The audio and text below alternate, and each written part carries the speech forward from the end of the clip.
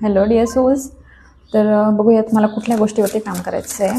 Okay, जर ही reading तुमच्यापर्यंत आली ना तर ही रिडिंग तुमच्यासाठीच आहे असं समजा. ओके, रिडिंग क्लेम करण्यासाठी ओम नमः शिवाय लिहा आणि बघूया तुमच्यासाठी काय मेसेज येतो आहे. Not compatible, you don't really believe there is a match for you. Okay, maybe तुम्ही कदाचित सिंगलसाठी हा मेसेज आहे. म्हणजे तुम्ही पण ज्याही व्यक्तीला शोधतायत ना, तुम्ही डोंट सेटल फॉर लेस. तुम्ही अशा व्यक्तींसाठी सेटल होत आहेत की ठीक आहे, म्हणजे नाही नसल्यापेक्षा काहीतरी ठीक आहे वगैरे असं. तर तसं नका करू, कारण तुमच्यासाठी तुम्ही डिझर्व करता एक छान व्यक्ती, एक छान पार्टनर तुम्ही डिझर्व करता. तर तुम्हाला थोडा विश्वास ठेवायचा आहे डिवाईनवरती. तुम्ही ज्यांनाही कुणाला मानतात, ज्याही देवांना मानतात, त्यांच्यावरती थोडा ट्रस्ट ठेवायचा आहे. आणि तुम्हाला विश्वास पण बसत नाही की माझ्यासाठी कोणी चांगलं असेल किंवा मी एवढं चांगलं कोणी डिझर्व करतो किंवा करते.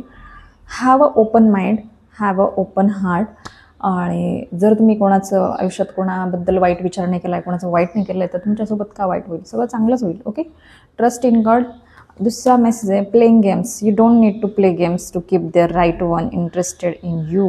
ओके सी, आय होप तुम्हाला मेसेज दिसतोय आहे. ओके, तुम्ही आता कसं बोलू हे मेसेज सांगते इंग्लिशमध्ये. Okay, you don't need to play games to keep the right one interested in you. म्हणजे तुम्ही एक एक राईट व्यक्तीला आयुष्यात ठेवण्यासाठी, समजा एक राईट वन आहे, एक व्यक्ती तुमच्यासाठी ठीक आहे, चांगली आहे, म्हणजे जी बेटर आहे तुमच्यासाठी, त्या व्यक्तीसोबत तुम्हाला माइंड गेम्स किंवा मॅनिप्युलेशन्स करण्याची गरज नाही आहे. काय आहे ना, कधी कधी आपण एखादी चांगली व्यक्ती निघून गेल्यानंतर आपल्याला त्या व्यक्तीचं वर्थ कळतं. त्याच्यामुळं मॅनिप्युलेशन नका करू, मॅनिप्युलेट नका करू समोरच्या व्यक्ती. Manipulate in the sense mind game म्हणतात ना त्याला, ते काहीतरी असतं, ते नाही करायचं आहे.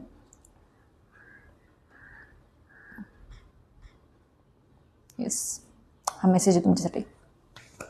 Staying stuck, you keep repeating old pattern, it's fine, it's time to try something new. आणि परत एक गोष्ट, अजून एक गोष्ट ना, काहीतरी पॅटर्न आहे तुमचा. काय होतं ना, जर आपला एखादा टॉक्सिक पॅटर्न असेल ना, तर तो जर आपण हील केला नाही, सपोज एक पॅटर्न आहे, तुम्ही जर सपोज इमोशनली, समोरची व्यक्ती इमोशनली अवेलेबल आहे तुमच्यासाठी, तर तुम्ही सेम व्यक्ती, त्याच टाईपची व्यक्ती, जर तुम्ही तो लेसन लर्न केला नाही तर सेम त्याच टाईपचे लोक तुमच्या आयुष्यात परत येतील. का? तो लेसन तुम्हाला शिकवण्यासाठी. तर समजून घ्या. समजा तुम्ही एखाद्या व्यक्तीसाठी खूप काय म्हणतात इमोशनली अवेलेबल आहे, पण समोरची व्यक्ती ते नाही देते, तर का सेटल करताय ना छोट्या एवढ्या ह्या गोष्टीसाठी? तर काम करायचं आहे तुम्हाला. हे कसं इमोशनली अनअवेलेबल लोक कसे असतात त्या गोष्टीवरती काम करायचं आहे, जेणेकरून तुम्ही एक right type of partner right टाईमला आणि राईट सिच्युएशनला ॲट्रॅक्ट करशाल. ओके, सो सिंगल्स, भेटूया नेक्स्ट रिडिंगमध्ये. रिडिंगला क्लेम करण्यासाठी कमेंटमध्ये नक्की सांगा तुम्हाला काय रेझोनेट झालं, आणि कमेंटमध्ये एनर्जी क्लेम करण्यासाठी ओम नमः शिवाय नक्की लिहा. ओके, भेटूया नेक्स्ट रिडिंगमध्ये. Love you, bye bye.